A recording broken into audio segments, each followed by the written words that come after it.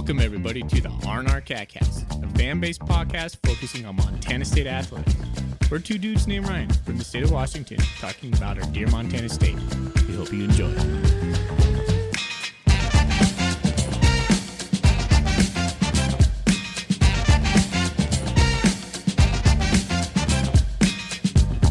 All right, welcome back, Bobcat fans. Thanks for joining us on another episode of the R&amp Catcast. I'm one of your hosts, Ryan Foley. He's your host, Ryan Thornburg. We are the Ryans of the R&amp, the Montana State affiliate of the Big Sky Podcast Network. And we have a dang sponsor in Gear Up Sports, a youth sports platform focused on solving uniform and apparel headaches for coaches. If you're a youth or high school coach and need uniforms or player packs, please contact them at www.gearupwithus.com and make sure to mention the R&amp Catcast. And I'm going to throw in there right now on our Twitters, on our socials, we have an R&amp Catcast swag store. You can buy R&amp Catcast gear. I myself ordered a R&amp Catcast hoodie. I can't wait for it to come in the mail. I'm looking forward to that.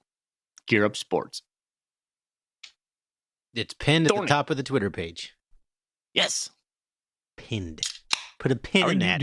Zach Minter, Bethany Cordell. Gonna put a pin in that at the top of the Twitter page. I am not doing great, man. I had a terrible sports weekend. In a matter of 4 days, the Orioles went from like, yay, to, oh, we suck real bad. But that's okay. That's okay. And then the Rams lost too. So, and then no Bobcat football, which is better than a loss, but not ideal. Well, I finally get my hopes up for baseball once. It's been a long time as an Orioles fan. It doesn't happen very often. And they completely have the rug pulled out from under them and lose by an average of like 7 runs a game or something. I don't know. Yeah, you get swept. Got swept by a admittedly hot team, but man, didn't put up much of a fight.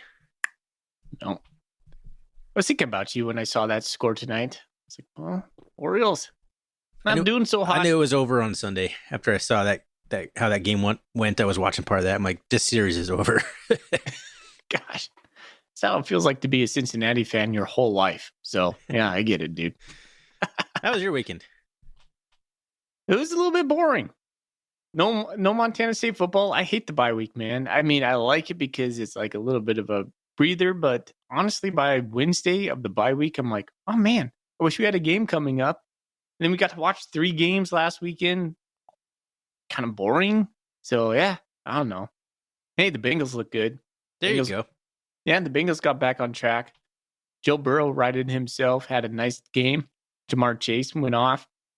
So I think the Bengals got back their Bengals self. So pretty stoked for that. There you go. See, you had a better weekend. Good. As long as one of us does. We make for a happy R&amp podcast. Right on, dude. Okay, so this episode, we're going to talk about the conference. So Thorny and I went back preseason. We always do our prognostications. What's going to happen in the Big Sky? We're going to run down those. What's happening so far? Were we right? Were we wrong? What do we think about that? So we'll just riff on every team. We're going to go through that. And then we're going to talk about a little bit about Cal Poly and get into some Golden Coolie questions. Sounds great, man. All right, let's do it. But first, we're going to start what's in our Golden Coolie.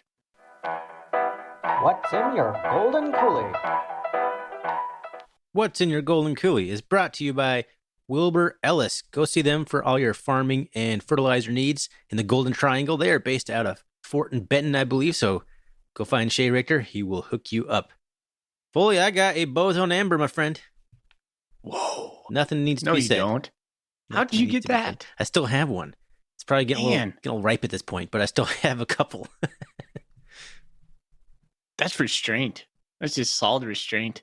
You didn't crack those after like Bobcat victories? No, I mean I should have some sort of beer that I reserve for that, but I don't know. Just haven't been drinking it. I've been enjoying some other beers in the stash. My Montana stash is still going. Classic like guy who just opens up the fridge and whatever closest to your hand you just grab. No. I take a look at my stock and just determine what sounds good in that split second moment. Like, ooh, a Scotch ale, bam, down the hatch.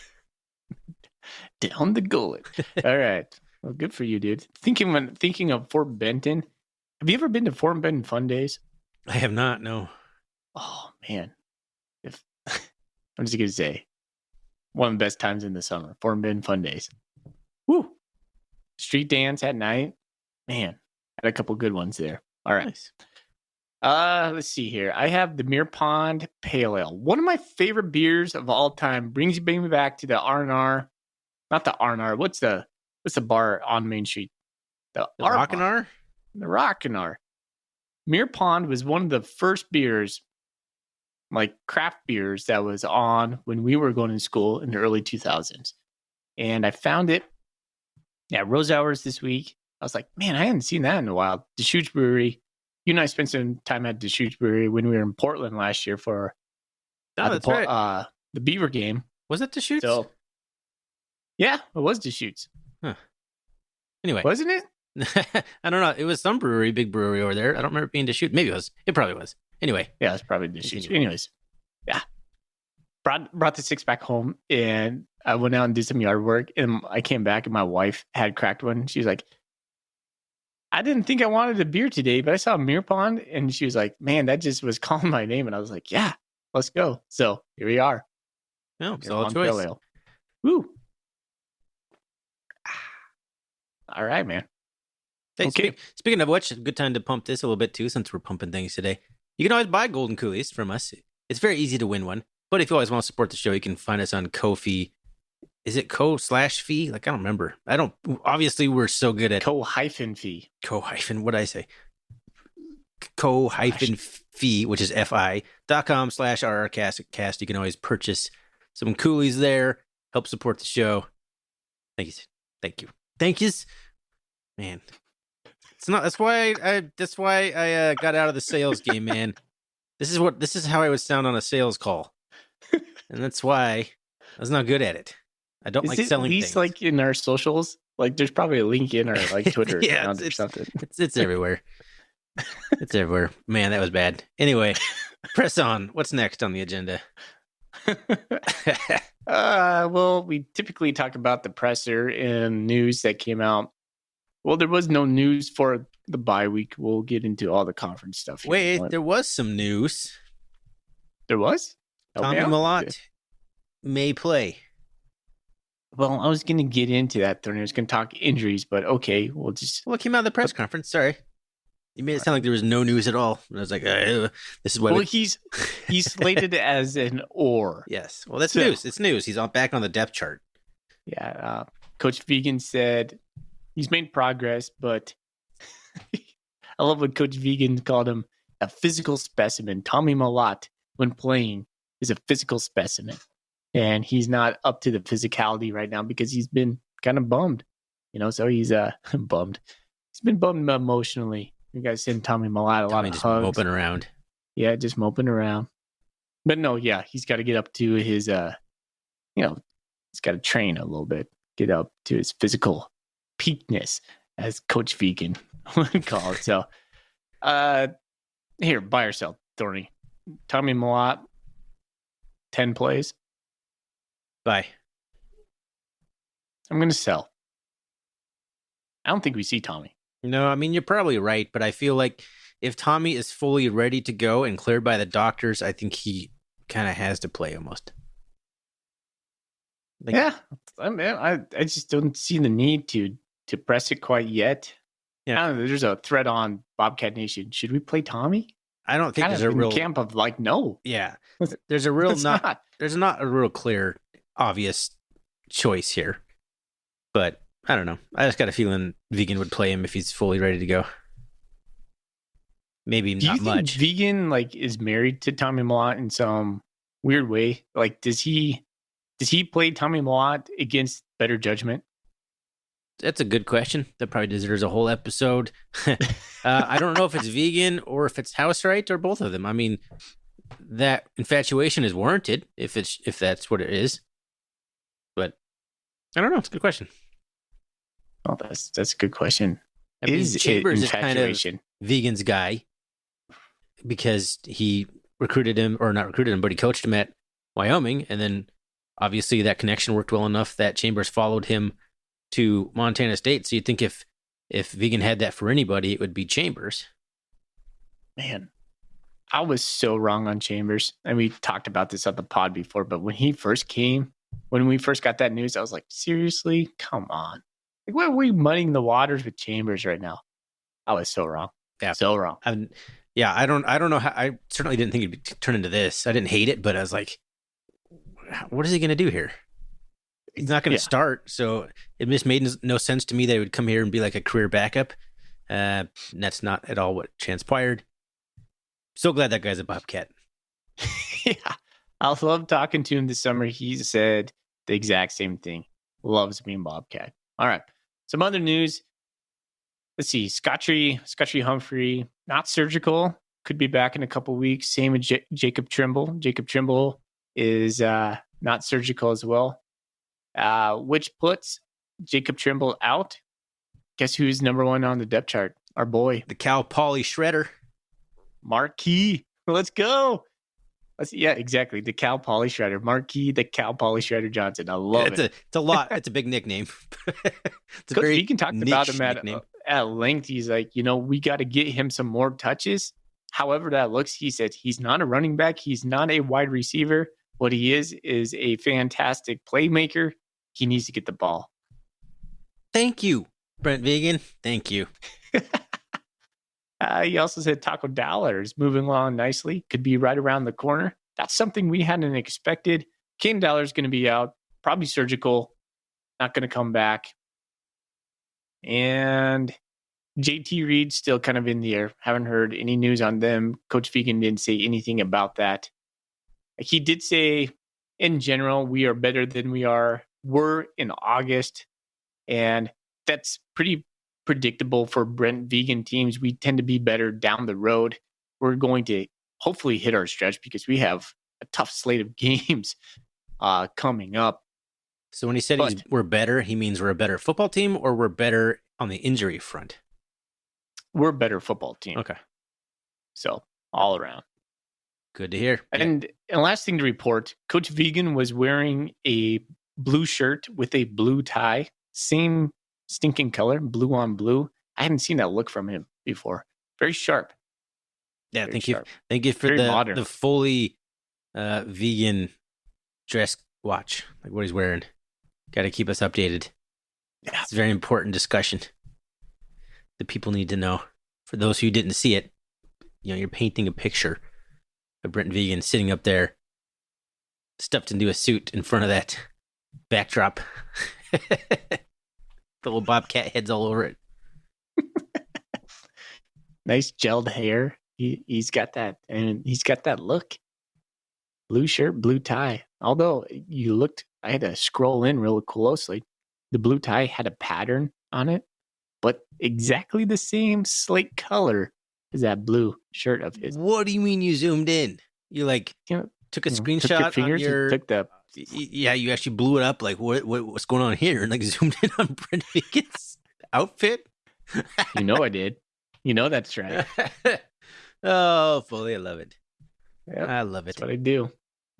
All right, let's move on from Brent Vegan's attire. Yeah, R&R. Yeah, important stuff. All right, let's move on, shall we? Okay. Yes, we shall. I tend to try and steer us away from the attire discussions when they come up. Yeah, I love them. I do. Okay. So, Thorny, paint the picture. What are we going to do here with these football standings? What do you want to do? So what I was envisioning that we do, go through top to bottom in the Big Sky Conference as it currently stands and talk briefly about each school, what we predicted they'd be up to this point. We don't need to say the records. We could say, they're better than I predicted or they're worse necessarily.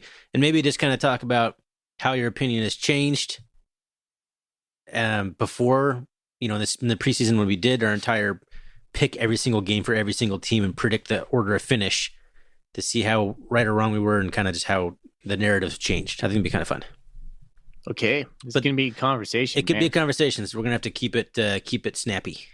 Okay. I imagine there'll be more discussion on the top 5 or 6, and once we get down to the usual bottom feeding suspects, there doesn't need to be much to be said because a lot of those are right where you thought they'd be. All right. So to be clear, this is like mid-season, right? Mid-season. Okay. It's a good bye week exercise. Oh, and that's another thing Coach Vegan said. He likes bye week at 6. He said that works better for our team. We had it week 9 the last 2 years. Well, known fact. I suppose if you want to like have the momentum start really rolling, you don't really want to kill it late season. So that could be maybe what he's thinking when he says something like that. All right. Start at the top. So if this is all coming from the Big Sky Conference website, so Idaho is at the top. They're 3-0 in conference, 5-1 overall, win streak of 3. Thorny, what do you think about the Vandals right now? They are better than I thought they were going to be. I had reservations about Jason Eck. Was that a flash in the pan? I know they had some real solid players. They probably have some of the best star power in the league. They might have the most electric quarterback. They have one of the best running backs, and they have arguably, well, probably not arguably, but they do have, I think, the best wide receiver in Hayden Hatton. And they really put it together, man. They had 2 FBS games. I didn't think they would take either one of them, but they took down, what was it, Nevada? Nevada's really bad. They are really Let's be bad. honest. They're really bad, but, you know, we've played some bad FBS teams in the past. Like, FBS games are hard. Really. Maybe not as bad as Nevada, but yeah. I predicted them losing to Nevada, to Cal, and this was one of my toss-up games. I had them losing to Eastern Washington, and that was a close game, and you wonder how that would have gone if Kiko Vesperis would have played for Eastern. He was completely out for the entire game. But, yeah, Idaho's really impressed me, and I think that bolts them right to the top of the hardest game left for the Bobcats. No, absolutely. Which I have tickets for, and I signed up for the MSU tailgate, my whole family. Nice, I didn't know that. Taking the full lease. Yeah, we got tailgate tickets for the Alumni Foundation. Yeah. And yeah, we're doing it up. We're full on Bobcat. So we're going there. I was looking through my predictions. I had them losing again at Weber State. The second last game. Weber State's terrible. Well, we're going to get to Weber State. I'm going to withhold my thoughts on Weber State, but I was just laughing at that because I was like, oh, man, totally did not see that one coming. But to me, they're a little bit better. They're as advertised. I didn't see them being as strong in the running back room. I don't think they're as strong on defense as Montana State. So if we were like comparing head to head, Bobcats versus Vandals, I think Montana State has the edge in defense, but Idaho has the edge in offense. Although if you look at the Big Sky standings, like Montana State's always like number 1 in total and scoring. I just think these guys, if they need a point, if they need a touchdown, they can get it. Giovanni McCoy can orchestrate that, and Jason Eck can call it. Idaho is a team that can come back from a 14-point deficit. Yeah. Montana State. In 5 minutes. In 5 Not how we're built. Idaho can score in a hurry if they want to. There's one of those teams that can just kind of turn it on when they need to. In essence, they're like a better version of Eastern Washington. Kind of. Eastern Washington's kind of like the same brand of football, those guys. Yeah, I could see that. Okay. All right. Who's number 2 in the Big Sky standings? Montana State. No, that's us. That's us. I had us exactly where we are. I picked us losing to South Dakota State, and obviously the rest. It was a pretty easy pick 'em at this point for the Bobcats. The only one you could have, changed your mind on, gone either way on would be South Dakota State. But Utah Tech, Stetson, Weber, I guess maybe you could have picked a hard one in Portland State. I had us going 5-1 at this point, and here we are. 4-1, excuse me. So I have us losing to Idaho. I have us winning. Yeah. I don't have us losing any other game the entire year. That's how I picked obviously we picked that early season, like in August. Mm-hmm. Do I feel the same? I still kind of do. I think Montana State's going to lose one game out of their remaining conference schedules. I think it's at Idaho. It seems unlikely that we'll sweep all through that road stretch. Sac, Idaho, the Grizz, I don't know. And all of a sudden, Northern Arizona is looking like a tougher game than it might have a few weeks ago. Yeah. That's Eastern at home. Washington at home. Eastern at home. So, I mean, it's a tough schedule. There's now all of a sudden looking at it, Cal Poly is the only gimme at this point. Yeah. And all of a sudden you have Sac is what, number 5? Idaho's number 3, and the Grizz somehow are number 10. So theoretically, we have 3 top 10 teams left on the schedule, all on the road. So Montana's 10 in the coaches poll. Coaches poll? Okay, what are they in the stats? I think 16. Okay, that's better. So either way, we got 3 top 25 teams on the schedule. And NAU might squeak in there. I think Eastern's better than Montana, too. Like, they're not ranked, but I think as a team, they're better than Montana. Yeah, I mean, that's who knows? Who knows? We'll get to the Grizz a little bit later on. So there's the Cats. Who's third? I got to keep going back and forth. Oh, the Grizz. The Grizz are sitting third on this bad boy. That's pretty funny. The Grizz are third because they're 2-1 and 5-1 over the other team that is 2-1 in the conference, Northern Arizona, who beat them, but they're only 2-4 overall. So the Grizz are sitting there at number 3 based on that. And I had the Grizz going like 9-2 because their schedule, when it was released, looked pretty easy. Butler, Utah Tech, Ferris, NAU, Idaho State was their first 5 games. I thought they were going undefeated. And then they went to UC Davis, which I had them winning. And then their first loss of the season, I have them at Idaho, which is next week, which will be a very entertaining game, I think. And it's the late game, I believe, so it'll be a game I think everyone's watching. The Grizz had such a favorable-looking schedule, though. I had them going 9-2. And it's not because I thought the Grizz were better than they were last year. I just looked at the schedule. I'm like, who's going to beat the Grizz? It's a good point. I had them losing Davis, and Davis has kind of turned into a paper tiger for me. And I think the Grizz could be kind of that paper tiger mentality. I don't know if it's a mentality, but just a description of the team. I do have them losing at Idaho and a loss against us at home.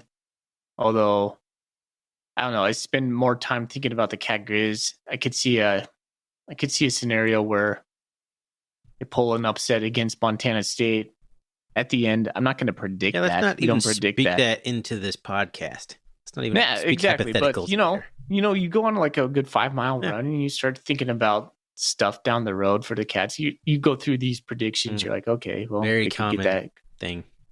Grizz magic at home, whatnot. But which, to be honest, little sidebar, Coach Vegan doesn't seem to follow my narratives in what my brain does. He's actually more very consistent on how it should play out versus like how it did with Rob Ash or Jeff Choate. So I appreciate Coach Vegan for that. Back to the Grizzlies. I don't think here's where I was thinking about this today, a little bit about the Grizz. And like, if you listen to right now, this week, the Grizz beating the Davis team, and you're starting to listen to media talk about Big Sky.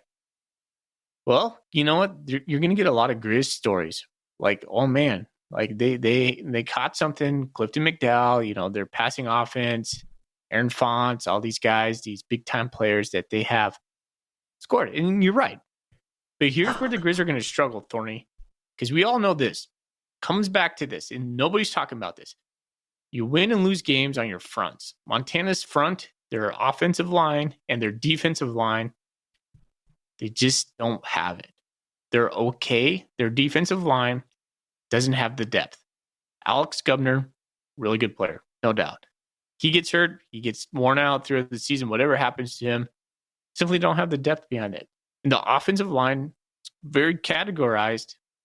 It's not a good offensive line. Like they said, it was going to be like their strength throughout the season. What happened to NAU? They gave up. From a fan's perspective, they can't run the ball.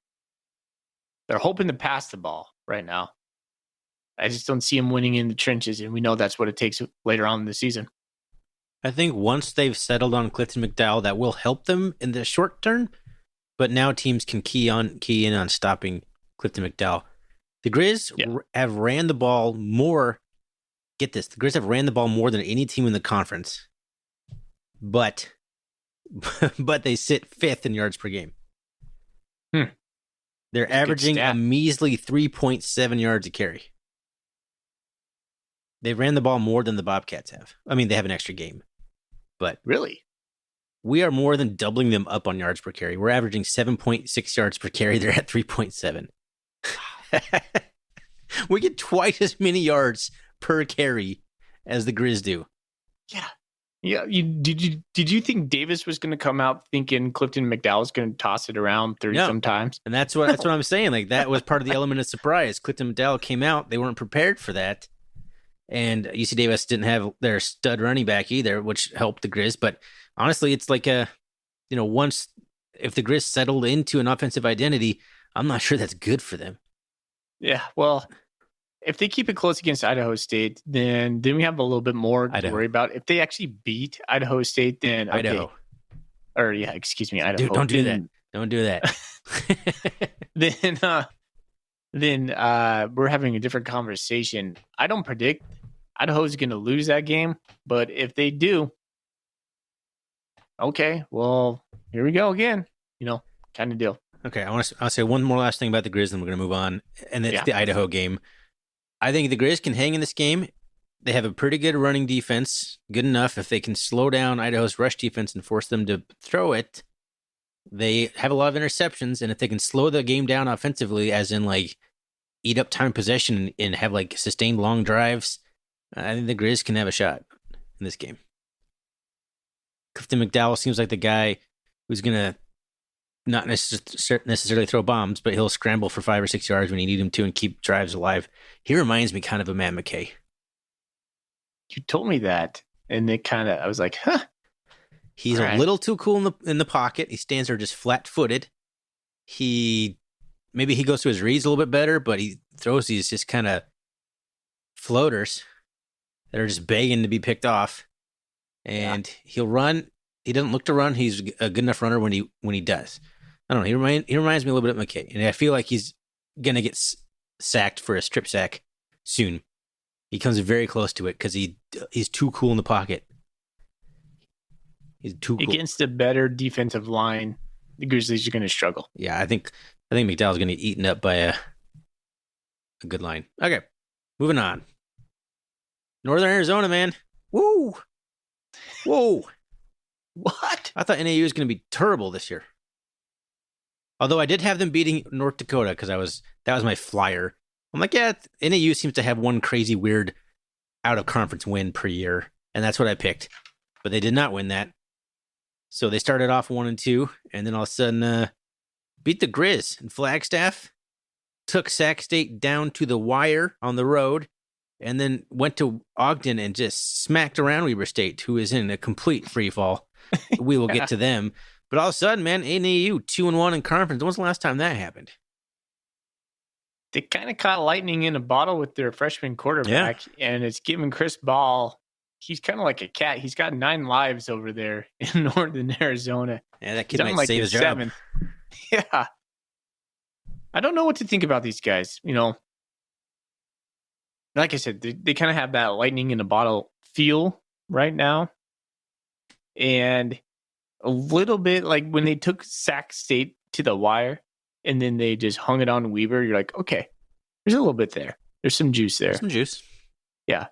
I really like this game coming up against Portland State because in my power rankings, I have NAU and Portland State right next to each other. I think those two, that's going to be a sneaky good game. Really like that game. So we get these guys at home. When's the last time we played Northern Arizona at home? Oh, man, that does feel like it's been a while. Like 2018 or something like that. It was probably like last year. Yeah, I was just going to say it's probably super recent. It starts to blur together. I'm glad we get them at home, though, right? The older we get. Played them in last year. We had that epic game where Tommy Malott hooked up with Taco Dowler, right? Unforgettable play. But NAU, I don't know, like bubble team maybe later on. Yeah, I don't think I don't know. To me they have a better defense than I thought they would. And this new quarterback they have, this freshman, give them some life because Utah Tech hung it on them. Utah Tech gave them all that they wanted. What was it?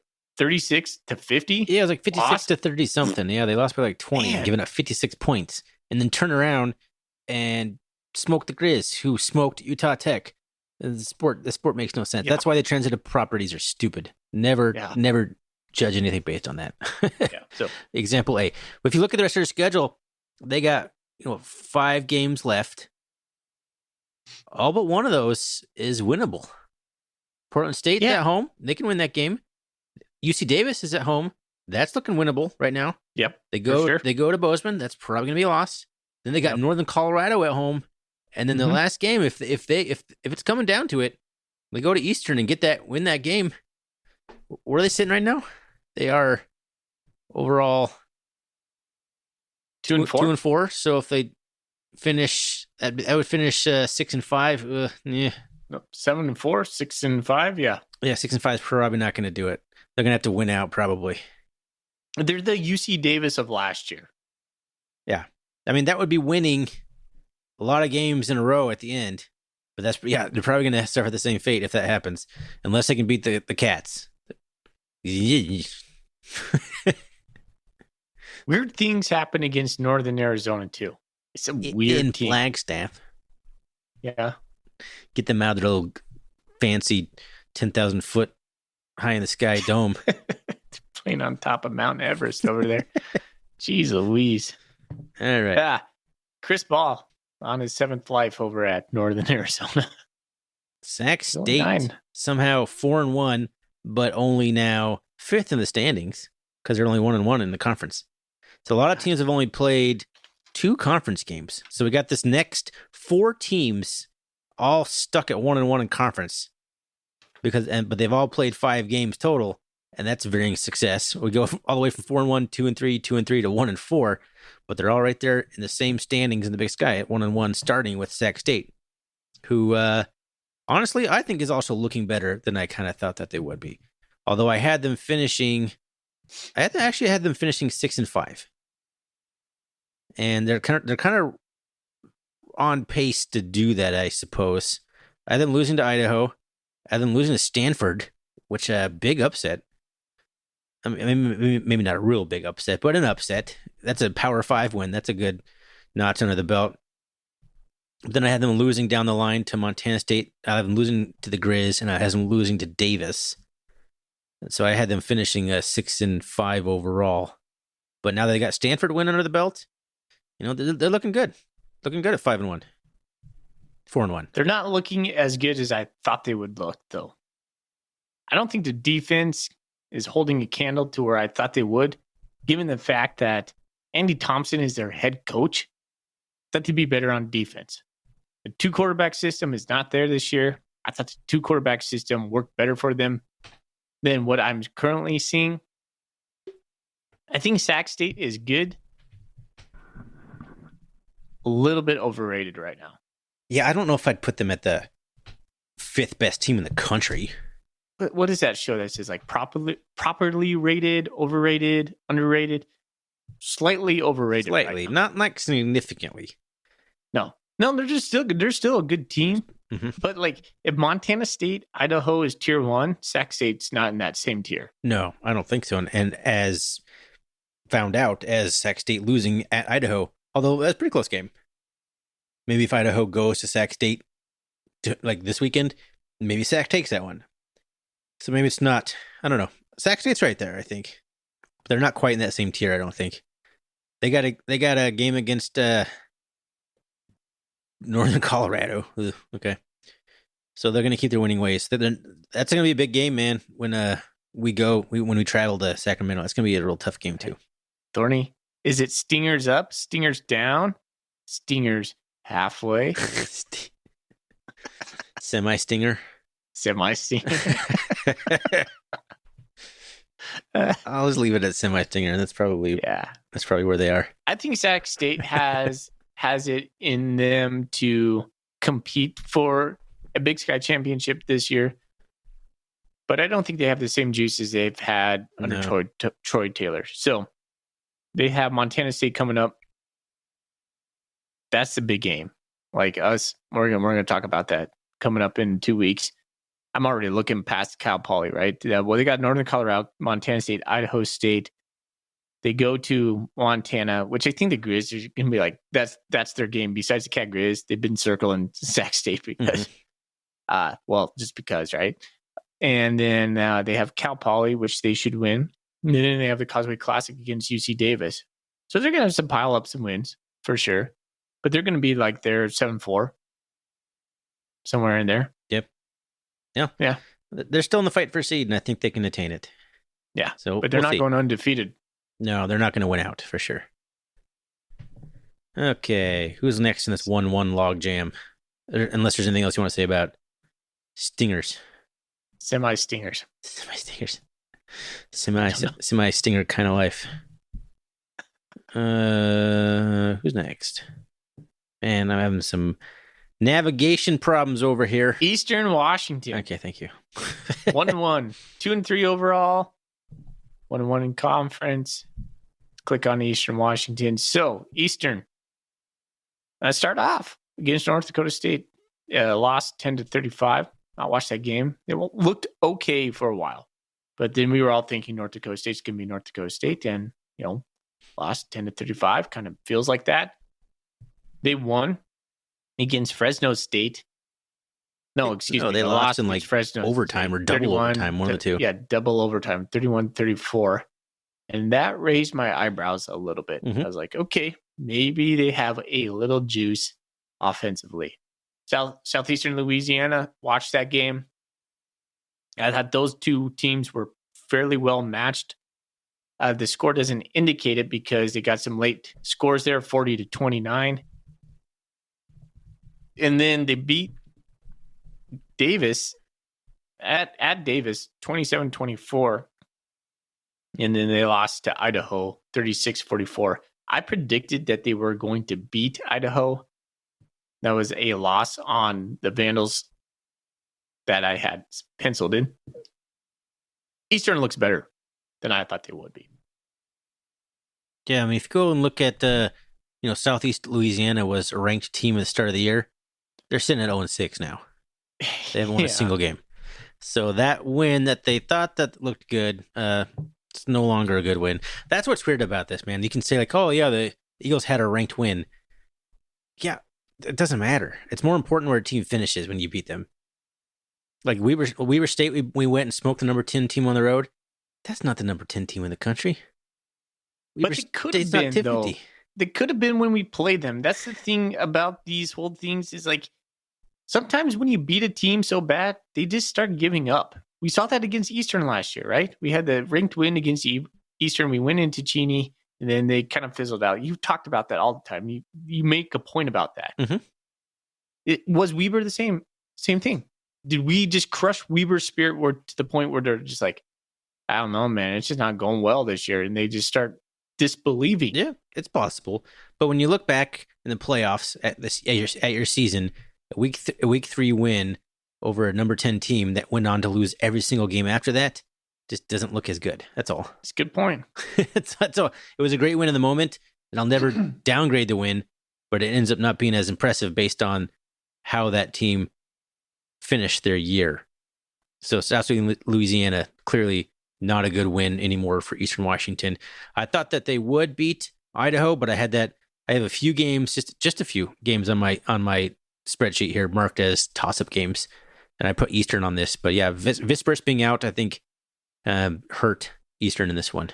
That was a shootout. Do we know the extent of his injury? Is he coming back? I haven't heard anything. Even Kyler Neal, like number 1 Eastern Washington fan in the entire planet, like found out that Vespers wasn't even playing, or Vesperis. I think I'm saying his name wrong, but he wasn't even starting the game. No one even knew about it until like a few hours before kickoff when someone reported he's on the sideline in like street clothes or something. And they're like, what? That was a well-kept secret. But it's probably easy to keep secrets when nobody really covers your squad. So I have the Eagles 4th in my power ranking right now. I have. Right behind Sac, Montana State number 1, Idaho number 2. I'm kind of high on Eastern right now. I have them at number 4 as well. And then I have NAU, Grizz, Portland State. Mm-hmm. So I have flip-flop Portland State Grizz. Davis, number 8. Weber, man, all the way down in 9th. Oh, I have Idaho State above Weber. That's fair. I put Weber number 10. That's fair. If they play tomorrow, Idaho State might win that game. Weber's in a bad spot. The panic button is being smashed. Smashed. Just like you should smash that subscribe button. There's my best YouTuber impression right there. Yeah, Weber State, man, they're in a spiral. Yeah, I have Northern Colorado and Cal Poly. So, Eastern. I did not want to factor them into the equation. I was saying early on, I was like, man, I am not ready to think about the Eastern Eagles. We played them second to last game again before we go to Cat Grizz. So, well, they're at Idaho State, then they got Weber, and they got at Portland State, and they got Cal Poly, Montana State, NAU. I mean, they're in the playoff hunt.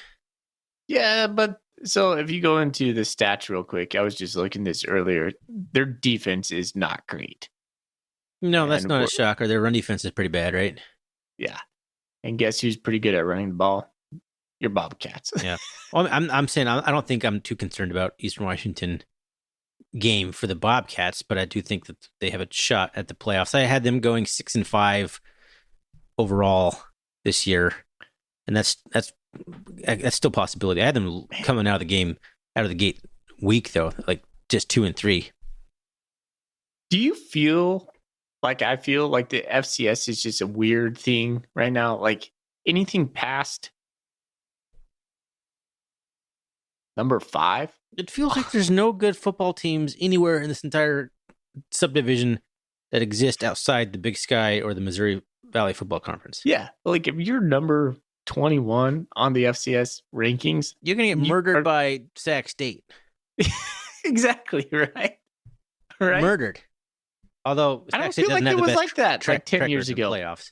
I thought there was way more parity amongst the FCS because there were better teams. Anybody worth the salt has moved on and up. James Madison's gone. Sam Houston State's gone. Coastal Carolina's gone.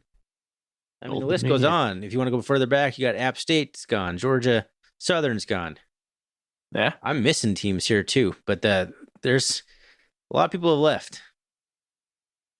You could you could usually count on the top 10 being like just absolute dogs. Mm-hmm. Kennesaw State. What is Kennesaw State? They're transitioning, so they're gone. They're transitioning? What does that mean? Well, they're going to FBS. I think they're playing like an FCS schedule right now. They are. But they're not ranked. They can't be ranked because they have like more scholarships or something. Oh my gosh. Kennesaw State. Jeez Louise. Yeah, they can't even get 6,000 fans in their stadium. And they run the triple option. I don't know if they still do, but like, what the hell? How is that an FBS team? An FBS program? Yeah. So outside of the top 5, I just kind of feel, even outside of the top 3, you're just like, man. Well, then you have some other traditionally strong programs that are nowhere to be found, like Wofford. Wofford was always a good program. Like the entire CAA is trash all of a sudden. Like James Madison left, and then the whole thing James Madison like pulled the drain out as they left, and everyone's just circling the drain now. Like Elon's not very good. William and Mary, the best team in the CAA, just lost, so they're out of the top 5 now.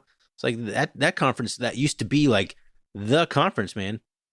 Yeah, back in like the 2000s and late 2000s, early 2010s, like Delaware, New Hampshire, Maine. Like James Madison, obviously gone now. William and Mary has had good teams. Towson, like those are all teams that have like made it close to the championship game and not that far. But now they're just like that conference is falling off the map. So that doesn't help. Like the other, you could always count on a Power 3 conferences in the FCS, and the CAA is not them anymore. I think William and Mary gets smoked by the top 5 in the Big Sky.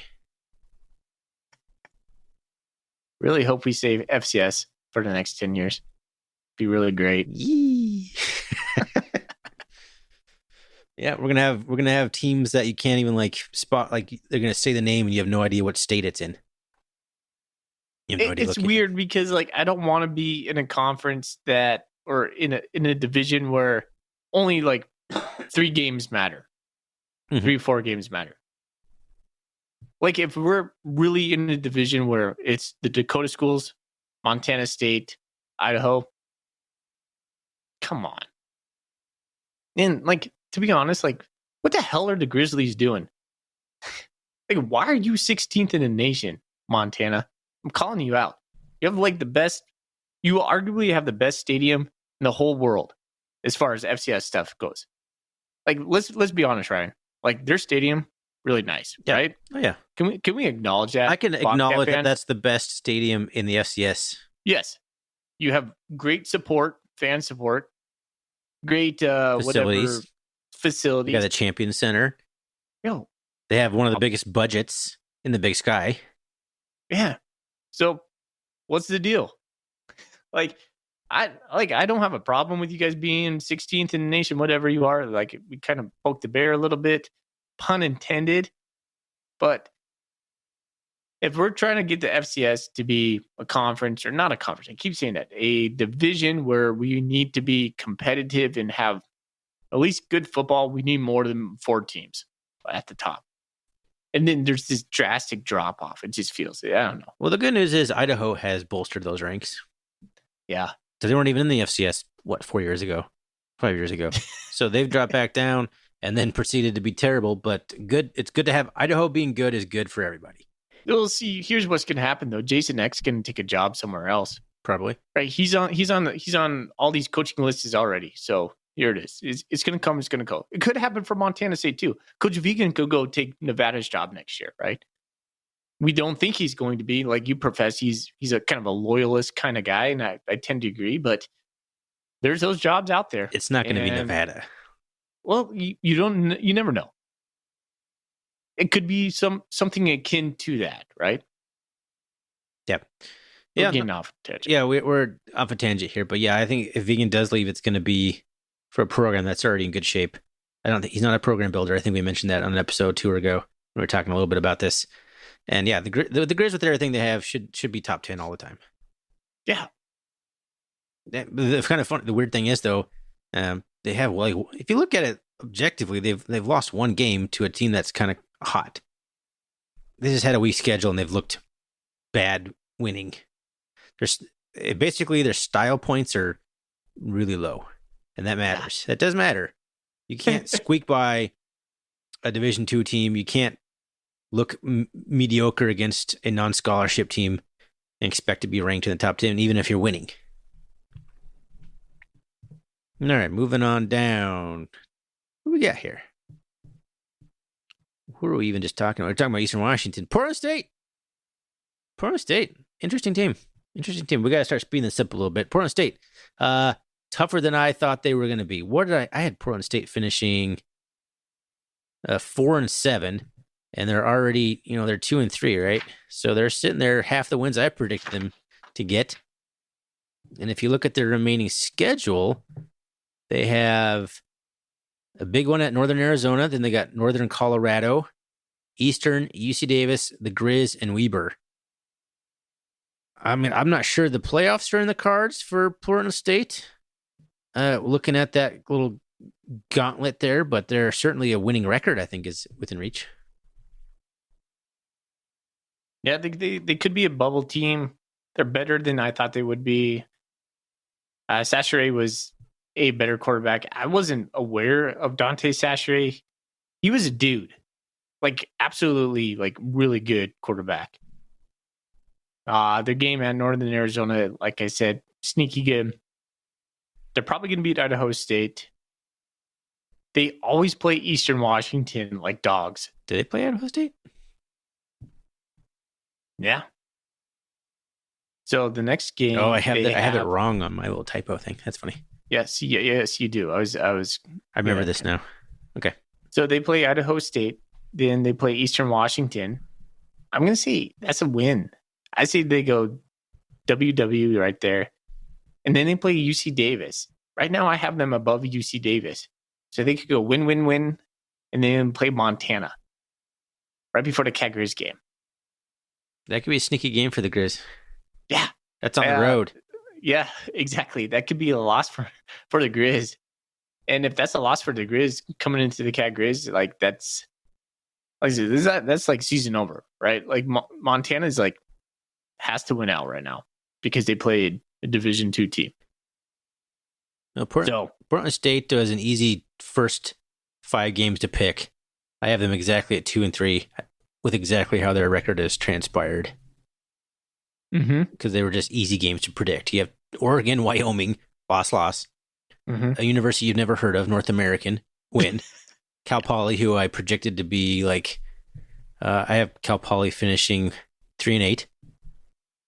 So Cal, I mean, it was an easy schedule to pick up to this point, but they look better than I thought that they would. But it could be just they had a decent game against a Cat team at home that we made them look a little better than they actually are, and maybe it just kind of came in and ready to play, and they're not actually that good. So we'll see. Like I said, they're running back Craig, Sachere, really good players. They got some weapons. Yeah, they do. Good call. All right, next down is Idaho State, 1-1. The conference again, 1-4 overall. Oh man, Idaho State's better than I thought they would be. I thought Idaho State was going to be so bad. I had them beating Northern Colorado and losing every other game. They almost beat Montana. They almost beat the Grizzlies. They did. So they have a good quarterback right now. Cook, I think, is his name. Freshman can really spin it, right? So that's if they lose him, then it's out the window. But it's all dependent on their quarterback because they run a heavy pass offense. Coach Hawkins, I think, is doing a good job galvanizing that team, making them play above their heads right now. They got Eastern at Portland State at Sac they got Weber, UC Davis, and at Idaho. I mean, 1-10 still on the table there. Yeah, they're 1-4, so they look better than a 1-10 team. But looking at the schedule, I mean, it's possible that they lose. They could lose to Eastern. They could lose at Portland State and at Sac, and all of a sudden they're 1-7, 1-8, and then I'm calling it right now. They're going to beat Weber. I don't know, man. Weaver might figure some stuff out. They might make a quarterback switch or something. Gosh. That's too part of a program, I think, to completely fold, but it kind of looks like what they're doing. Gosh, it's so weird to see. So weird. All right. Speaking of, it's not Weaver yet. UC Davis. Not Weaver yet. How crazy is that? We're like down to like number 9 in the rankings, and we still haven't even hit Weber State yet. Davis is 1-2. So they did play last week. So they have 2 conference loss, 3-3 overall. I called them a paper tiger. I just don't believe in Dan Hawkins, man. When it comes down to it, I just think when the going gets tough, Dan Hawkins is a little bit like Rob Ash. I can agree with that. He ends up with some like top level talent, but there's like nothing. There's no depth. There's no power behind the bite. It's like once things kind of go sideways for them, or they have a key injury, it's like like the little puff of dust explodes. It's over. Mm-hmm. And Lan Larson, who is an amazing running back. I watched him play against Eastern Washington. That guy is a legit case for the best running back in the entire Big Sky Conference. He went down and they couldn't do anything. Miles Hastings is a okay quarterback, but he needs a Alonzo Gilliam, Lan Larson type running back to take the pressure off of him. I had them going 8-3 because I thought that their schedule was pretty favorable, but not looking like that's going to happen. Do you remember they were like number 2 in the coaches poll? Yeah, I think there was some definite preseason UC Davis hype. Yeah, Montana like played a zone coverage against them in the second half. That took away even their scoring opportunities. The Grizz shut them down in the second half, in which they kind of shut the Grizzlies down in the second half as well. If you watched that game, UC Davis, I think Vim texted us or something like that. They're like a 6-5 team every year, 7-4 team. Yeah, I feel like they're a little bit overhyped all the time. Yeah, I think that could be true. I think it could be true. Yeah. They're never going to be bad. They're never going to be great. They're just going to be UC Davis. Yeah, they're right around the 500 ball club. Yep. It's always a toss-up when it comes to the Cosmic Classic. So, there it is. Weber State. Holy sitting cow. at 10th. Let's roast these guys. Let's just do it. They are burn them down. Their offense is atrocious. Oh my God. Atrocious. Do you remember us texting back and forth when they were playing Utah going, dang, Weber State's looking kind of good, man. Like Bingston's looking pretty good. Yeah. Weiser's looking all right. We were kind of nervous about those guys because we were playing them the next week. And then we hung a 40 burger on them and they got nothing. And broke their spirit. Gosh, let's go. I mean, that's the first time I think Weber State's been humbled in that way in a long time. And certainly at home, like they got borderline humiliated at home. And can we do it in basketball? They haven't responded to it. Like, there's a chance for them to bounce back and show like, okay, we got our asses kicked. Let's come back. And they had Northern Colorado and Northern Arizona as follow-up games. You should be able to get back on track with those. Instead, it took a pick six in the last 2 minutes of the game to beat Northern Colorado at home. And then they go to, or no, they had, I was on the road, excuse me. And then they have NAU at home and NAU just steamrolls them. They were number 10 in the nation when we played them. Number 10. They're not even a top 50 team right now. And I don't get it, man. They still have talent. How's that even possible? They still got talented guys. The quarterback play is a problem. The offense, I think, is really the biggest problem. Defense, I think, would be better if the offense could do anything at all. But it's pretty hard when your offense is going 3 and out constantly to hold teams out of the end zone. But they went scoreless against us. They scored 28 against Northern Colorado, 7 of that being a 6 pick. So 21 offensive points, and then 10 more offensive points against NAU. So they scored 31 offensive points in 3 games combined. And then the week before that was Utah, right? Yeah. So 38 points in 4 games from your offense. You're going to lose a lot of football games. Woo. Unless your defense is doing the same. But again, most good defenses can't hold that well. If you're holding a team under 15, 16 points a game, you're an elite defense. But your offense is scoring 11 points a game. They're barely in the double digits. Oh my gosh. They play Davis next in Ogden, 6 p.m. Thorny, who do you got in that game, man? Saturday? Yeah. Oh, man. If Land Larison's back, I got Davis. If Land Larison's out, I got Weber. That's the whole key to this game for me. Gosh. You don't really think highly about Davis. I got them number 8 on the power ranking. It's on the road. Golly. Davis isn't playing very well right now either. I mean, they're playing better than Weber, I suppose. Is it even more without surprising to you that NAU could be really decent or Weber State can be terrible? Weber State being terrible is right. Shocking to me. Is this the most surprising thing in the Big Sky this year? I think yes. Yes, I agree. Yeah, they've scored 114 points, which is not the worst in the conference. Not the worst. Isn't Weiser, their quarterback, didn't he come back? Transfer and then come back? Yeah, I think you're right. He put himself in the portal and then decided to come back and because Mental was there, so to speak. They need to move on from him. They need something akin to NAU where they brought in the freshman quarterback and just said, okay, let's just light this thing on fire. Go for it. They're at the bottom of the barrel right now. They need to change. Yeah, they got to do something. They got to have some electric kid on the roster, like a Chris Murray type guy. He's like, yeah, coach, I'll try it. Sure. Buy or sell. Did you love Chris Murray?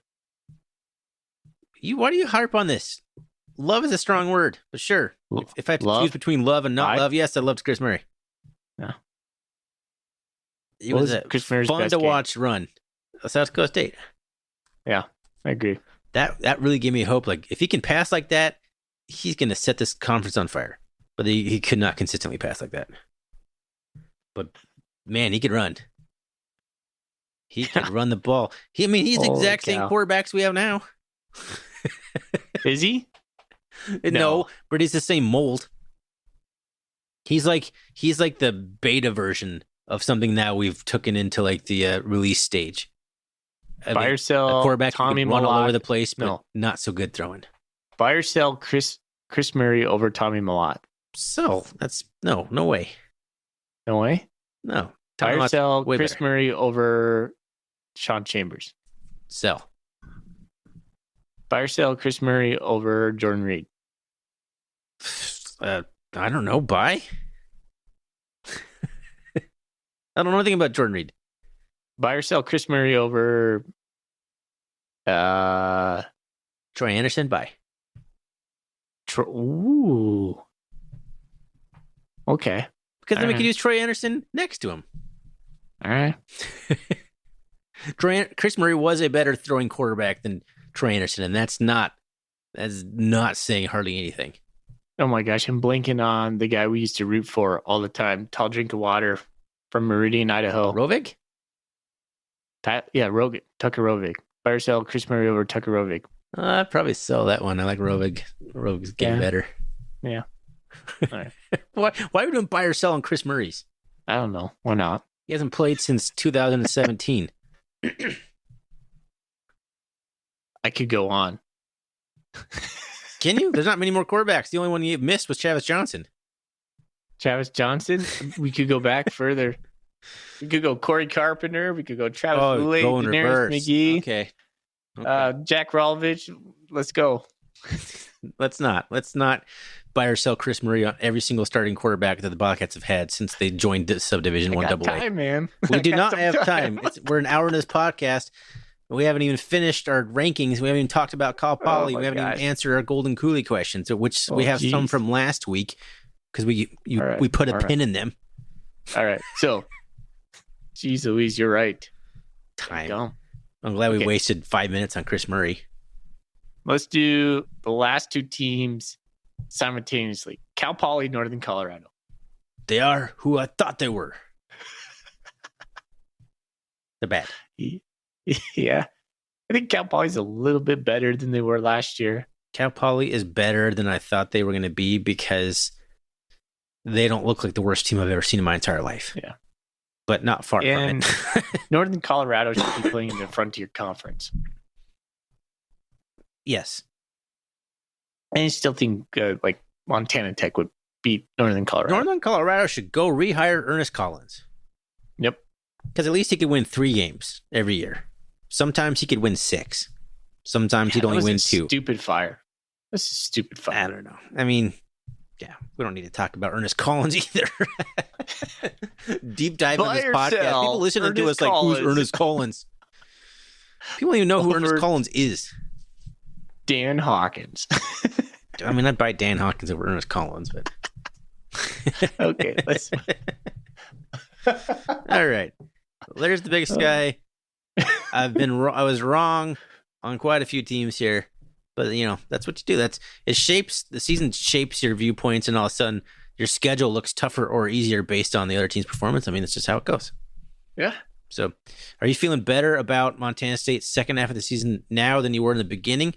No, I feel about the same. The second half of the season, Montana State's schedule is ruthless, absolutely ruthless. And now we have teams that are on the upsweep, Northern Arizona, Eastern Washington. Man, it's tough. But I've never been more confident in the Bobcats than I have at this moment in my life. Yeah, and I agree with that. Which is why I'm not super concerned about Cal Poly. I saw somebody mention, it was you. You texted me about you think Cal Poly might hang tougher than we think or something. I don't think Cal could. I think Cal Poly. Let's talk a little bit about Cal Poly. Sam Hayward might start. He might come back. Bo Kelly, he was a 5-star recruit at one point. He could sling it around. And if nothing else, we all know, Bobcat fans, Montana State struggles with short passing games. Yeah, let's just be honest. Guys who can fit the ball in zone coverage or man coverage, get those 5 to 7 yard routes, Montana State struggles. However, Thorny, over time, our defense will wear on them. And over time, I'm sure our offense will score. This is a game, Cal Poly game right here, where I predict we will have a uber conservative play calling. And Montana, I predict Montana State's going to throw the ball 10 times, 10 or less times this game. And we should just run the ball down their throat. Show nothing. Absolutely nothing. Because we don't have to. If it's anything like last year, I think we had like 50 points before halftime last year. It was stupid. Yeah. So, that's all I can see on Cal Poly. So you think that our defense will eventually wear them down? I think that over time was your word. Like over time, if you mean within like the first 5 minutes of the game. No, sure. I don't think that. I think there's a chance that Cal Poly could even be even or up at one point during this game. I really do. Like, let's say, let's legit think about this. Sam Heward comes out. He hasn't been starting for the last 2 weeks. Comes back. Starts slinging around the ball. It's conceivable Cal Poly could be up 7-0. They score first. All right. Maybe they score 2 times before we score.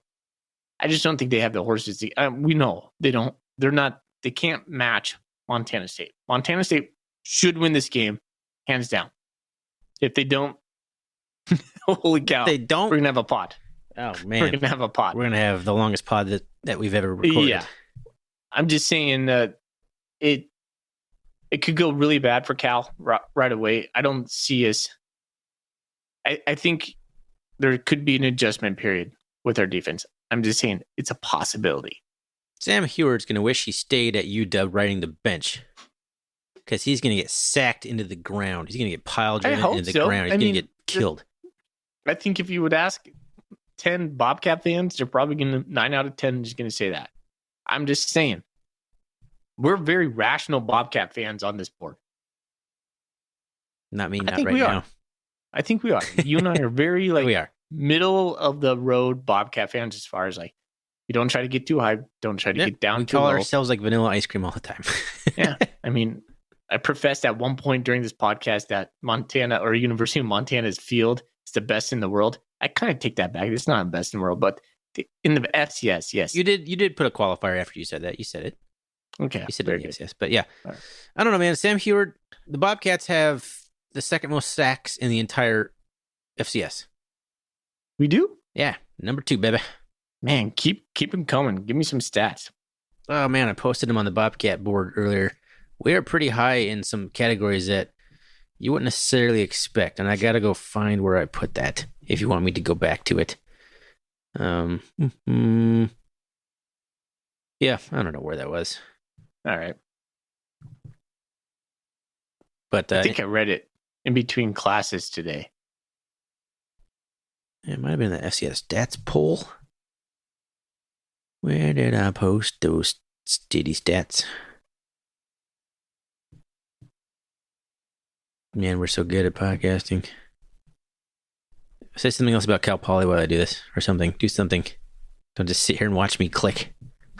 I like the fact that there's you could tell it's the off week when the second most posted thread is Jeff Choate. Yeah, right. I forgot about that. There's a thread. Jeff Choate. Good old Jeff Choate. Speaking of which, do you think Jeff Choate stays at Texas after this year? I don't know, maybe. Yeah. I think probably one more year. Do you think his family's still living in Bozeman? Like George Choate back in Bozeman? I don't know. Good question. Okay. Nice. Good job stalling. Okay. MSU, total offense, number 2. Rushing offense, number 1. Passing efficiency offense, number 15. Scoring offense, number 3. Yards per play, number 1. Yards per carry, number 2. Total defense, number 9. Passing efficiency defense, number 3. Scoring defense, number 8. Turnover margin, number 6. Third down conversion, number 5. Fourth down conversion, tied for number 2. Number 10 in kickoff returns. Interceptions thrown, 5th fewest. Fumbles lost, 7th fewest. Yards per completion, 5th, which is crazy. Sacks allowed, 5. Team sacks, 5. Sorry, we're 5th, not 2nd. For some reason, I thought we were 2nd off the top of my head. But we're 5th in the country in sacks, and we're also 4th in tackles for loss, which is pretty, the way we play football doesn't allow for a lot of negative plays for the offense. So it's not surprising. Sacks allowed and tackles for loss allowed. This is national stats? Yes, this is national. Oh, there you go. All right. When you saw this, you thought this was all Big Sky? Big Sky? No, we are top 15 in all of those categories. Top 10 in all of them, except for the one that we're number 15 in, which is passing efficiency. So we're efficient when we're throwing the ball. Makes sense. So our down FCS. We are statistically one of the best teams I think I've seen in Montana State, because the defense is right there. Scoring defense, number 8. Total defense, number 9. And that includes playing like South Dakota State, which is like the number 1 or 2 or 3 offense themselves. Sure. So I don't know, man. I don't think Cal Poly is going to, they might move the ball a little bit, but they're not going to score. They'll move the ball between the 20s. Okay. I can get that. I'm just saying there might be an early moment where fans on Bobcat Nation overreact. Oh, yeah. To a couple first downs. The game day thread will be a mess if Cal Poly even drives down and kicks a field goal off their first drive. It will be a mess. Burn it down kind of moment. Okay. All right. Golden Coolie questions. Yeah, let's move on. Blue and Gold Blitz started us off. Thank you for starting the thread this week. Bi-week questions, he says. Holdover from last week, you guys decided to table. How do you rank the Bobcats' remaining conference games by level of difficulty? How do you think each team's strengths and weaknesses compare to what the Bobcats do well and don't do well? Well, let's go ahead and rank them by difficulty. I'm not sure we want to go that in depth on the remaining games right now because we're already pushing this pod late. Although, I don't know, it's 10-11 right now. I'm gaming to go longer. Montana State, I'd say Idaho's the first hardest game. Sac State's the second hardest game. The Grizz are the third hardest game. Eastern's the fourth hardest game. NAU's the fifth hardest game. Cal Poly is the easiest game. I would agree with everything except I would flip-flop Northern Arizona and Eastern just at this moment. But I don't know that Northern Arizona has the staying power. So I could totally see what you're saying. Yep. Yeah, it was close between NAU and Eastern, which is kind of crazy to say. But yeah, I think that's relatively easy. So the other part of the question is strengths and weaknesses. I think to kind of talk about that a little bit, the only thing I think the upper hand would go to in any of these would be Idaho's offense. Is that literally all you're going to say? I don't know what you're even talking about. Yeah, I just think Idaho's What's the upper offense hand? You mean overall is better than Montana State's offense. Disagree. Or maybe... Disagree? Yeah, statistically, we're better. Just because they throw a prettier football doesn't mean they're a better offense. Yeah, that's a good point. Good point. They're definitely more of a catchy, eye-catchy style point offense. Mm-hmm. But we are better in literally every statistical category except for throwing the ball. But even if you combine total offense, total points per game, total yards per game, yards per play, even the yards per play, we're higher. Even though we don't throw the football, our yards per play are still higher. Here's a thought. We better start Sean Chambers against Idaho. That style of offense plays way better than Tommy Malotz in that game. You don't want that to turn into a track meet. So Chambers' offense could be a good, because I don't know. That's a tough one. I don't know. I just fell in love with that Chambers pro style looking thing that we did against Weber State, and of course we'll probably never see it again. So because it went away against Portland State. Here's the deal: when we beat Cal Poly, we should beat Cal Poly. That Sac State game, ESPN2, Sac State game, that's a big game. We got to win that game. I really have no idea how Have we to match win up that against game. Sac State. Have to win that game. It's a must, yeah. I mean, it depends. If that's the only game we lose, we're fine. Not where we want to be. We want to be a top 2 seed, and we're fighting for that right now. But one more loss, if it's only one, we're still top 4. Yeah. And then the biggest advantage I see on the rest of the schedule, besides the obvious Cal Poly just being a terrible football team, a consistent theme for going on 6 years now, the Grizz can't stop our running game. As long as we got a quarterback who can run it and is willing to run it, Matt McKay, the Grizz, I think can stop our running game. Hopefully. They seem to be making more defensive adjustments than they did last year. They do have a new defensive coordinator, so I don't know. I just don't think they have the depth to keep up with us. So we'll talk about the Grizz when we get to the Grizz. Blue and Gold does have a little bit more. He says, I know you guys don't have any special insider knowledge. That's so true. It's worth reiterating. If anyone listening to this podcast for the first time, we don't have like hardly any sources. Do you want to be our source? Yeah. We would take you. rrcatcast@gmail.com. Drop some leads. Yeah, we will share our we're pretty phone numbers with you. We You become a texting buddy with us. And we are very good at keeping secrets. Yeah, that's true. I promise. That is really true. We do know a few things here and there. We do know. We don't. They just keep it. But most of the time, we don't know anything else. Like injuries. Your guess is as good as mine. We had several questions about Taco Dowler.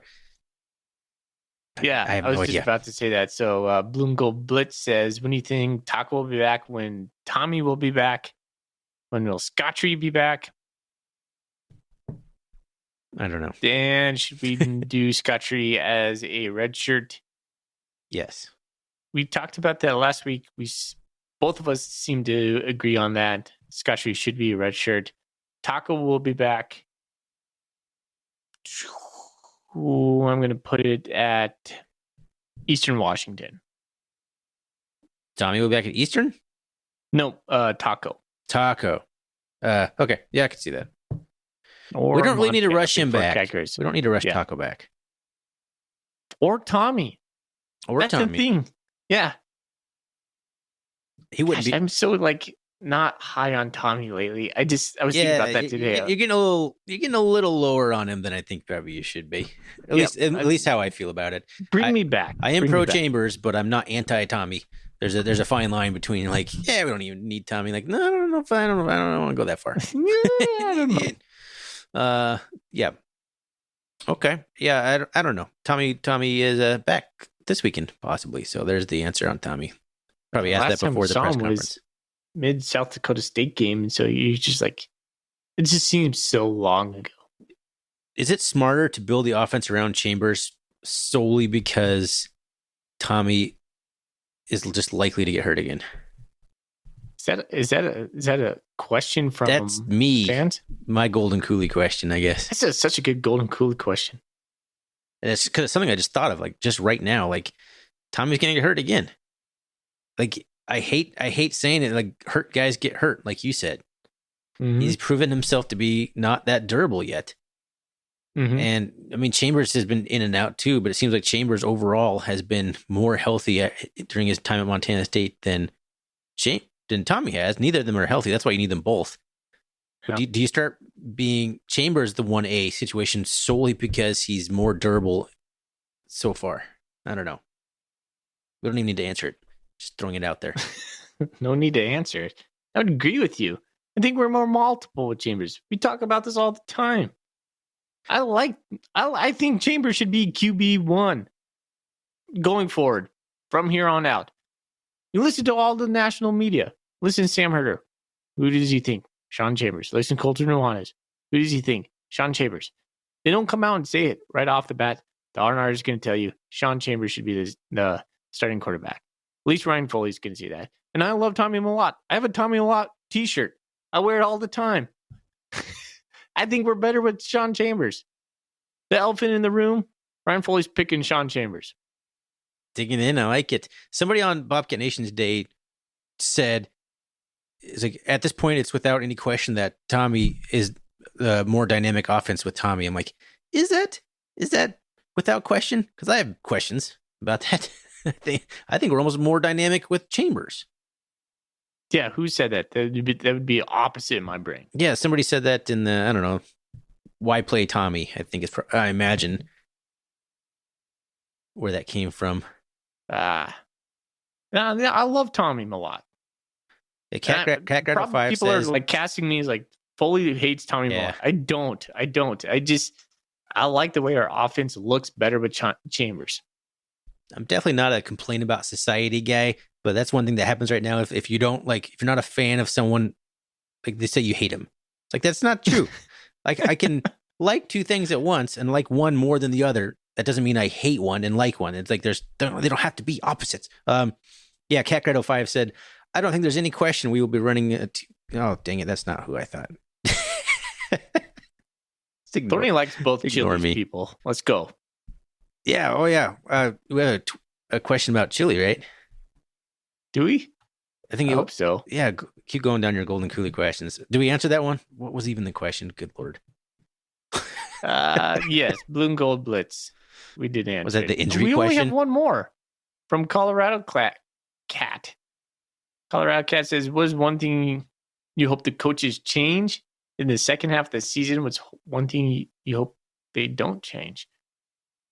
Well, I think that we agree on the one thing we hope that they do change is keep on rolling Chambers out there when Tommy is available. Have him be the primary ball handler. It can be 60-40, but I would like to see Chambers probably be the guy getting more. So that would be the one thing I would change. Defensively, I don't know what I would change, man. Defense is looking solid. I'm like, there's guys that are maybe not playing as well as you would maybe like them to, but what would you change? I guess we could have better second half adjustments. I thought we did a really good job against Portland State in that department, so they maybe took a step forward in that area. I don't know what I'd change. I'm loving how we're blitzing. I'm loving what we're doing. Keep working on tackling? Question mark? Yeah, tackling could always be improved. I think our linebacker play can be improved. Oh, man, I think our linebacker play has been great. I mean, half the time, one guy's ejected, so it'd be nice to have all three playing at the same time. Because I think Danny Yu, Askelson, and Makeda Riley are a hell of a trio. Yeah, they are. Now, are they a hell of a trio against a team like South Dakota State when, Isaiah Davis gets rolling and the Yankee twins are both there? I mean, everyone has a hard time with Isaiah Davis, so maybe like a more powerful, big, strong running back and big, strong team might wash them out a little bit because they're not the biggest guys. But I'm loving everything about how they're playing. Okay. Do you have any more Golden Coolie questions? Roger Fisher on Twitter asks us, probably too late for this episode. Well, lucky for you, we didn't record on Monday night like we were planning on, so this is actually Tuesday night. Why hasn't Marquis Johnson been staying at wide receiver before this week? The two question marks for me. Elijah Elliott, we've documented on why isn't Elliott getting more carries. And I've kind of resigned to the fact that, okay, maybe the guys ahead of him are just really, really good running backs. But Marquis Johnson, with the injuries we've had at wide receiver and the not real big production we've had at wide receiver, why? Why is he not playing? I don't know. I don't know, Roger. It's a really good question. And then, Coach Vegan in the presser this week, he said, Marquis number one, but that kind of speaks to Trimble being hurt. I was like, is Jacob Trimble better than Marquis Johnson at wide receiver? Well, he's bigger and he's probably a better blocker. What's probably the most valued thing about being a Bobcat wide receiver is how well can you block. Marquis Johnson's a little dude. Is he? Is Jacob Trimble bigger than Marquis Johnson? Yeah, he's listed at like 5'11 or 6'1. He didn't look very big out there. 6'1's a big difference, Thorny. Well, either way, Marquis Johnson's like 5'9". So, what's CT then? CT is 6? I think he's 5'11. All right. Pulling it up as we speak. How tall are wide receivers? But even, I don't know. Marquis Johnson's such a dangerous weapon. Now, you just got to get him away to be involved. But he can't be an every down wide receiver if he can't really block all the time. And he's Running back, he's not dribble enough to be an all-time running back, so he's kind of that tweener guy right now. I don't know. He seems like a classic bubble screen kind of guy. It seems like Taylor Housewright doesn't, do. No, it's not really our offense, because if he's going to be out there all the time, he's going to be blocking. Like I said, he's 5'8", 165. So in the opposite spectrum, Cleveland Thomas, who's not a real big guy, is 5'11", 194. He's 3 inches taller and 30 pounds heavier than Marquis Johnson. Gosh, you could have fooled me. Wow. Well, wow. Geez, who am I talking about here? Who are we just talking about? The wide receiver. Cleveland. My goodness, he's jacked. He's got plenty of muscle. Trimble's 6 foot, 184. Wow. So Trimble's taller than Cleveland, and he's got 10 less pounds. So he's still 20 pounds and 4 inches taller than Marquis Johnson. It just doesn't look big. Like Jacob Trimble doesn't look big on the field. No, he doesn't. But I mean, 6 foot's listed. Who knows what it actually is, right? But the point is, everyone's bigger than Marquis Johnson. And we just don't run the kind of offense where you need a fast little scat back guy. Yeah. But you got to get him some touches. You need playmakers. I don't care what kind of offense you run. You need a playmaker. You need guys who can get the football and be a threat to score a touchdown every single time the ball's in their hands. And he, more than anybody, is probably that. It's funny. Coach Vegan was talking about how they tried to mimic their offense a little bit about like the 49ers. And if you watch Monday Night Football, 49ers offense is fire. 49ers, Bills, Dolphins. It's good stuff, man. It's real good stuff. I like it. I like it a lot. Yeah. So, I don't know. Roger, good question. We don't know. We have the same question. Roger, whose chili you eating? Get back at us. Well, here's the question. This is from Danny, the very first question we had on Twitter. Who do you think makes a better chili, Tommy or Sean? Think about that for a second. If the stadium were to expand its seating, where would you like to see it expand? I would like to see the whole thing bowled in. I love bowls. Yeah. Although it looks a lot better with the BAC there now. So it's not just a big naked thing that you just see right into the parking lot anymore. So that kind of helps the aesthetics on that side. I'd almost like the student side, the old student side, whatever you want to call it now, not the end zone, the other side, to be taller or bigger. Okay, yeah. I think so there's a couple things cool. Just mirror what's on the west side. Danny did say expand the seating, not necessarily redo the current situation. Well, not mirror it, because you want, like it was in the, I mean, they have iterations of it. They've talked about this, but boxes on top, seating, and then bowl the end zone. So I think you need to bowl the sections where you see on TV, the cameras, they pan to it. It's like crowd, and then it's like chain link fence. Yeah. When they get to the end zone, you're like, oh, it just looks so janky right there.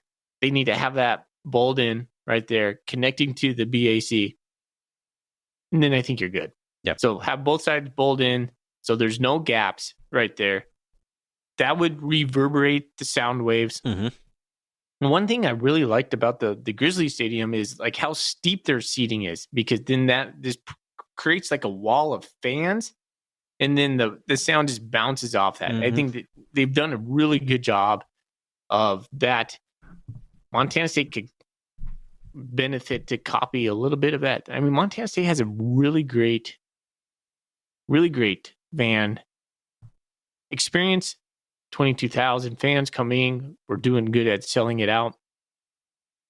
Our stadium, on the other hand, is looking like it could use a little bit of updating. I'm just going to be honest, Ryan. Yeah, the east side has been kind of an eyesore for some time. So redo that, add the boxes up top, add a little bit more seating first and foremost, probably. Expand it like another 1,000 seats or something small. See, I would argue on keeping it the same or dropping it down. I wouldn't be upset if Montana State said, okay, we're going to make it a little bit nicer, but instead we're going to cap it at 20,000. Because what happens when Montana State is not the premier team, right?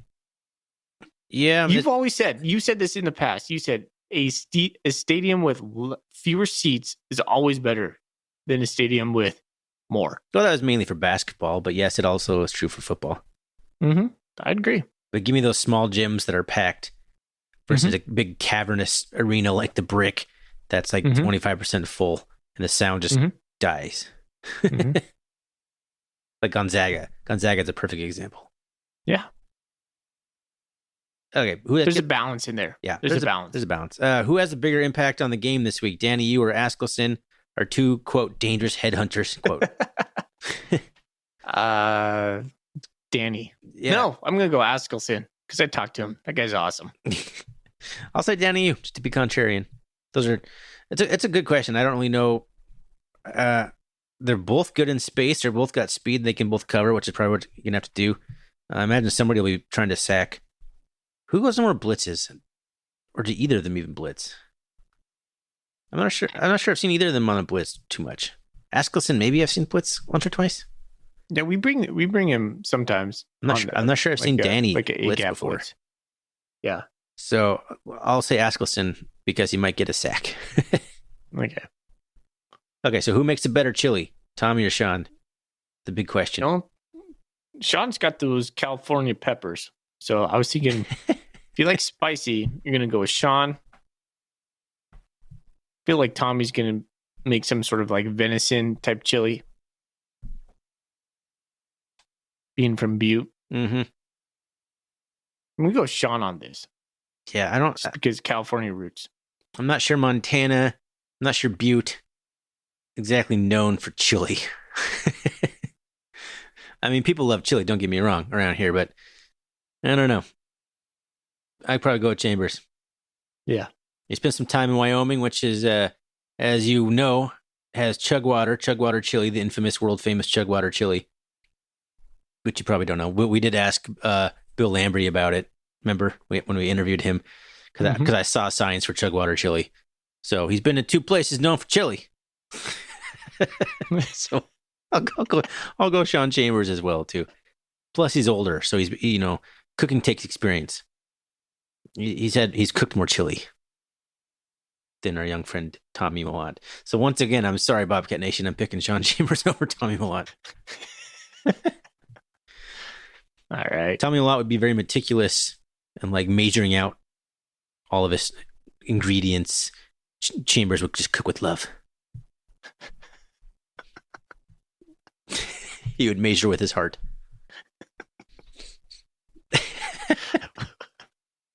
What?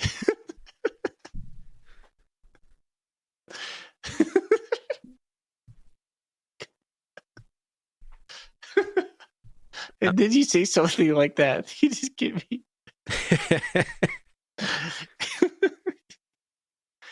All right. Measures with his heart. Measures, yeah. Yep. It's the best cooking, especially for something like chili. Tommy, be too scientific with it. All right. Is there any others? The one I emailed you. Do you have that up? Oh, I can. Splits. Just give me a split. Let's see who gets there fastest. I'm going to open up my email too. Got an email. We got to not ignore the few emails that we get. Oh, clicked on the wrong one. My wife's going to San Diego. If that's not the one. All right. Here it is. Got it. From Brant Cartwright. With some big road games coming up this month, what do the Cats have to do to fine-tune the offense, defense, and special teams in order to keep the Big Sky title hopes alive? He says, I believe these missed field goals and extra points could potentially cost us a game or put them in trouble in the later part of the game. I'm with you, Brant. I am super concerned with place kicking duties. He's got it, man. We haven't had to trust. We haven't had a game come down to point afters or anything like field goals. I'm with him, man. What do you think about that, Bernie? I think if you're asking like what's the area that has been the weakest, it is special teams. So if you're looking to fine tune something, that's it. You got to make all your extra points. I can handle missing a 40, 50-yard field goal here and there. You can't be missing extra points. Absolutely. So that's going to cost us eventually. So that's the one that's the furthest from where it needs to be. How much you value special teams, person-based, people have different opinions on that. But that is definitely the weakest link of the three that are listed there: offense, defense, and special teams. So we gotta get those kicking woes remedied. Good, it is a good question. All right, that's all the questions I have that I can remember. I think we skipped some last week. We said we're going to talk about it next week. Let's see if I can scroll up. Do we dare? Do we dare? Snipe a couple.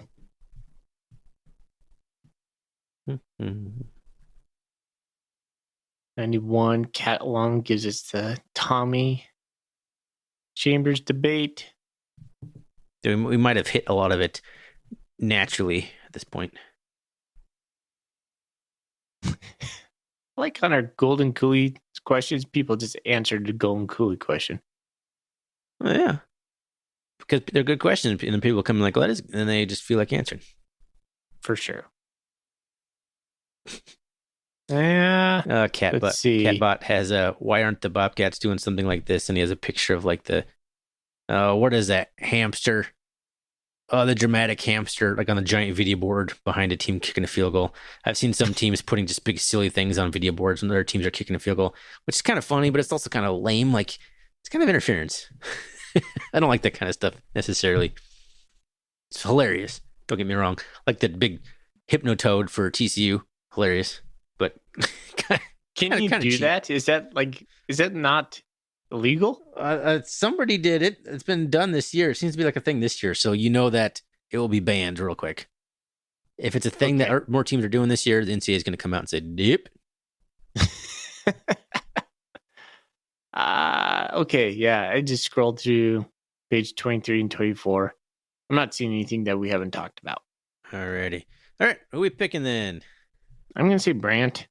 I think the fine-tuning is a good question, and so I'm going to send you a Golden Coolie. Woo! Mr. Cartwright. Probably grew up loving that name. Is that Gunsmoke? No, that's not Gunsmoke. That's Cartwright. It could be Gunsmoke. I have no idea what you're talking about. No idea. You're going to flounder on that one on your own. Old TV show. All right. Anything else on this long-winded podcast that focused very little on Cal Poly? Well, I'm not sure we named a single player besides Sam Heward. Tough schedule coming up. I'm looking forward to Cal Poly, but also looking forward to Sac State. I'm letting my eye go a little bit forward to Sac State. That is a night game, an ESPN game that we had scheduled early on. Gosh, man, I don't know, man. I don't know about you, Thorny. Have you started projecting your thoughts towards the playoffs? Not yet. Not yet? Okay. I mean, I keep just visualizing us getting that 2 seed, which means we have to win every single game. I'm going to be at Idaho, so I'm going to be pumping this through the podcast. If any of you are there, I'd love to meet up with you. I will be with my family. We are going to the MSU alumni tailgate. We signed up for that. And there's a lot of seats left for that game, apparently. Guess when I bought them, it was wide open. Yeah, I think that'll fill up here soon. Unless they lose to the Grizz, then fan interest might wane back down a little bit. They're building slowly, I think. It takes time. Like, the Bobcats were really good 2010, 2011, 2012 when Daenerys McGee was there, but we still took some time to kind of start selling those games out. It's a good point. And that's right when we expanded too. That was all timed together perfectly. Like we expanded the end zone construction was done, I think in 2010, possibly. The same year we went 9-1 in Big Sky, 10-1 or whatever, 9-2 on the Big Sky Conference. Gosh, I would love to talk to Daenerys McGee. We interviewed Travis Lulay, our first interview. You and I were both sweating bullets. We were so nervous about it. Went right for one of the biggest fish we could, the biggest Bobcat legend of our lifetime. Let's interview him first. Let's not warm up. Let's not work our way up to that. Let's go straight. I'd love to talk to Daenerys. Yeah. He's a busy man these days. Is he still in the NFL? Coaching? Yeah, he's with the Texans. Yeah, he probably is a busy man. Okay. All right. Well, thanks again to our sponsors. We have Wilbur Ellis for the Golden Coolie segment and Gear Up Sports for our annual main sponsor. We appreciate them this year. Get your gear up. I want to see somebody wearing an R&R something. Just like walking down the street, seeing our logo out there. That's going to be like the day. If you see that in Spokane, I'd be pretty impressed. That would be really cool. That'd be super cool. You can always find us on Twitter, RRCatcast, Instagram, RRCatcast, website, rrcatcast.com, email, rrcatcast@gmail.com. Ooh, that was an episode, Foley. Let's get out of here. Let's go Cats. Go Cats. Go Cats.